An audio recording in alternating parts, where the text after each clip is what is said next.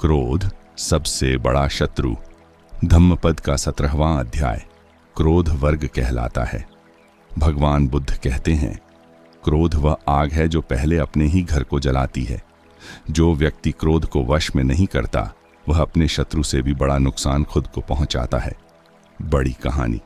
क्रोध से विनाश तक एक राज्य में अर्जुन नाम का योद्धा रहता था। वह अत्यंत पराक्रमी था, लेकिन अत्यधिक क्रोधी था। छोटी छोटी बातों पर उसकी आंखें लाल हो जाती। लोग उससे डरते थे, लेकिन उससे प्रेम कोई नहीं करता था। एक दिन दरबार में एक मंत्री से उसकी बहस हो गई। क्रोध में अर्जुन ने अपमानजनक शब्द कह दिए। राजा मौन रहा, लेकिन अर्जुन की छवि टूट चुकी थी। धीरे धीरे उसके मित्र दूर होने लगे। एक दिन क्रोध में उससे एक बड़ी भूल हो गई और उसे राज्य छोड़ना पड़ा। वन में भटकते हुए उसने भगवान बुद्ध को देखा। बुद्ध ने कहा, क्रोध को जीतने वाला सबसे बड़ा विजेता होता है। अर्जुन पहली बार रो पड़ा। उसे समझ आया, उसका शत्रु बाहर नहीं, उसके भीतर था। उस दिन से उसने क्रोध को देखना सीखा, रोकना सीखा। कुछ वर्षों बाद वह बदला हुआ व्यक्ति था, शांत, संयमी, सम्मानित। क्रोध वर्ग का सार, क्रोध छोड़ो, शांति अपनाओ। क्रोध से कभी विजय नहीं मिलती। अध्याय 18 मल वर्ग, अशुद्ध मन की सफाई। धम्मपद का 18वां अध्याय मल वर्ग कहलाता है। मल का अर्थ है मन की गंदगी, लोभ, ईर्ष्या, द्वेष, अहंकार। बड़ी कहानी। भीतर की सफाई। एक नगर में सुधीर नाम का व्यापारी रहता था। बाहर से वह बहुत धार्मिक दिखता था, लेकिन मन से ईर्ष्यालु था। दूसरों की सफलता उसे जलाती थी। एक दिन वह बुद्ध के पास पहुंचा। बुद्ध ने कहा, जिस तरह शरीर को साफ किया जाता है, वैसे ही मन को भी साफ करना पड़ता है। यह सुनकर सुधीर को अपने भीतर की गंदगी दिखी।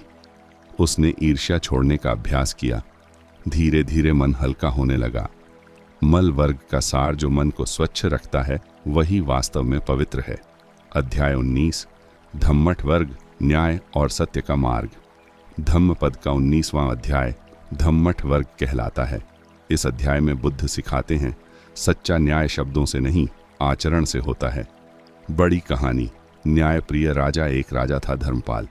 वह कठोर कानून बनाता था, लेकिन खुद नियम नहीं मानता था। एक दिन बुद्ध ने कहा, जो स्वयं धर्म पर नहीं चलता वह न्याय नहीं कर सकता। राजा को अपने दोष दिखे। उसने पहले खुद को बदला, फिर उसका राज्य वास्तव में न्यायपूर्ण बना।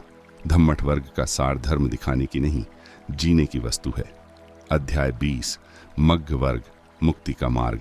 धम्मपद का 20वां अध्याय मग्घ वर्ग कहलाता है। मग्घ का अर्थ है मार्ग, अष्टांगिक मार्ग। बहुत बड़ी कहानी। खोज से बोध तक एक युवक नील जीवन के अर्थ को खोज रहा था।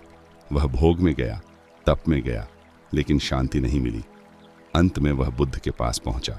बुद्ध ने कहा, मध्यम मार्ग अपनाओ। नील ने सही दृष्टि, सही विचार, सही कर्म का अभ्यास किया। धीरे धीरे उसका मन स्थिर हो गया।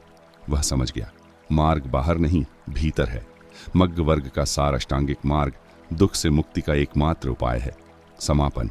17 क्रोध छोड़ो, 18 मन शुद्ध करो, 19 धर्म में चलो, 20 मार्ग अपनाओ। यही बुद्ध का जीवन मार्ग है। मैं हूं सुखवीर सिंह और मिलते हैं धम्मपद के अगले अध्यायों के साथ। धन्यवाद।